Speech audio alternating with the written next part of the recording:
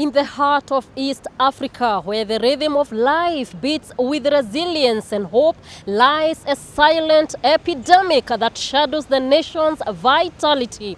From the bustling streets of Nairobi to the serene landscapes of Embu County, the burden of NCDs looms large.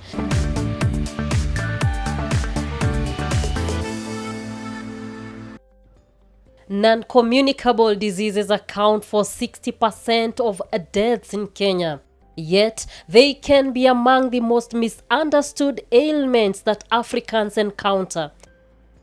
Thank you so much. My name is Dr. Ouma Oluga. I am a consultant physician. That means I'm a specialist of internal medicine with a bias to cardiology and also occupational medicine.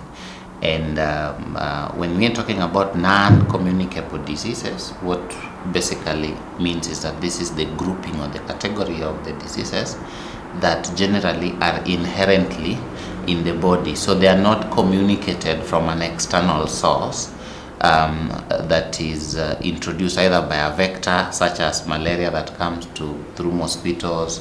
So they are not communicated from person to person.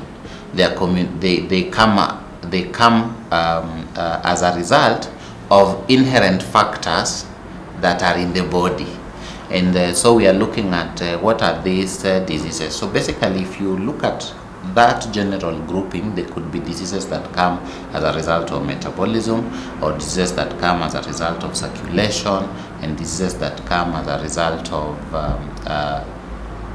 changes in genetic problems. So they range all the way from diabetes, which is problems of metabolism in terms of breaking down of sugars, or some liver problems that come as a result of either autoimmune problems or alcohol, or things like asthma that are related to how your body is reacting to the environmental factors, what we call allergies, or things like hypertension, that the blood vessels become rigid and therefore the pressure of blood, or the force that is needed to push blood in those vessels, is high. Or things like the heart diseases, where the blood vessels that are supplying muscles of the heart are either blocked through injury of those blood vessels, or through blockage by fat, or what we call cholesterol.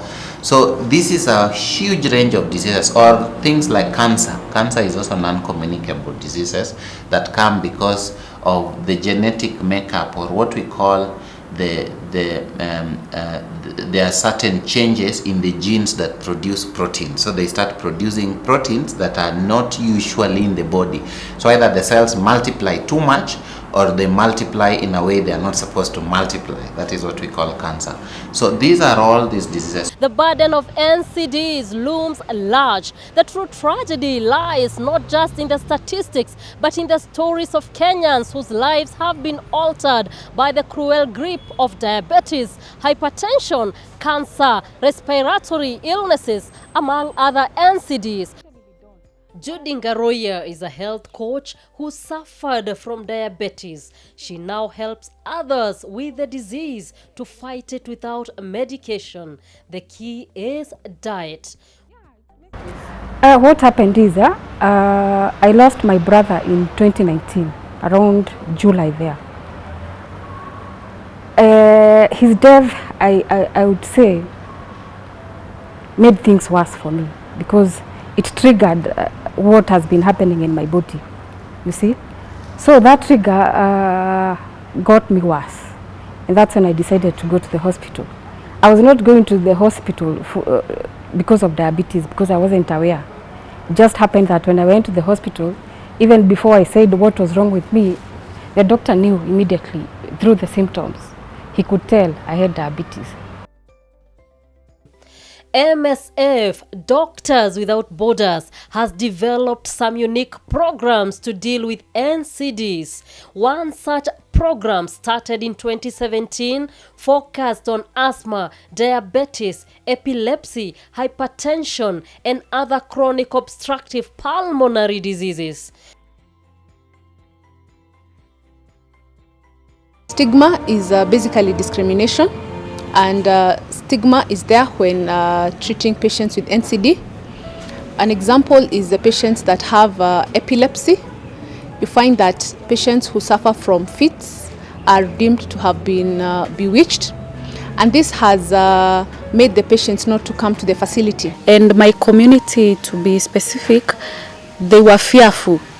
Like, there's a notion that the community thinks when you have diabetes and high blood pressure, you cannot get cured and you are now going to die. So there was fear, there was confusion. They didn't know where to go or where to start. There is a great range of NCDs as they are known to the medical community. What interventions would be effective in reducing the burden of NCDs? In terms of non-communicable diseases, 4 things that are very important. 1 is awareness and education in terms of management. 2 is lifestyle, and that is why lifestyle modification, especially these 3 things: exercise, nutrition,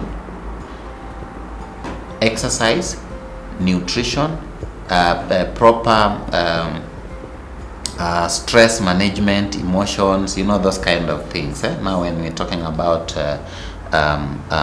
mental wellness, so basically anxiety, stress, those kind of things.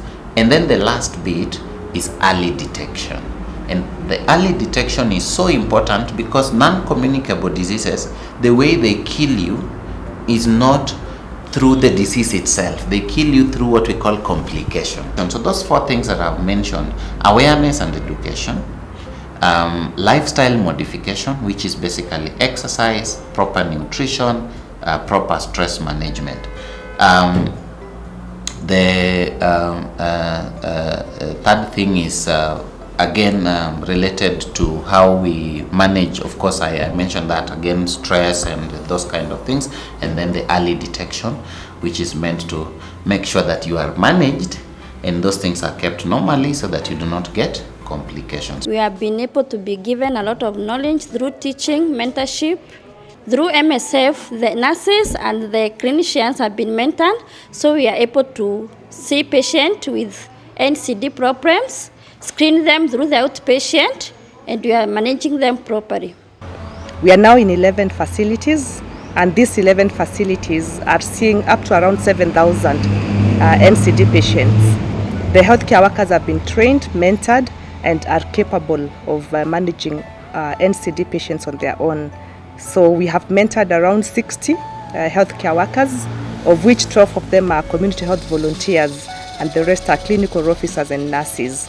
So it's for us a great success to see that NCD can be managed at primary healthcare level, at the dispensary and the health facility level.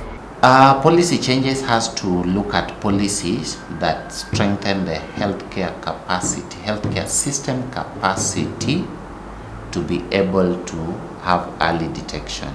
On the professional side, is basically around competencies, so standards that then improve the performance and the ability of healthcare workers to identify walking like a duck and quacking like a duck. And then the health system then can confirm that it is for sure a duck. And then the patient then must be educated enough to not want to be the duck.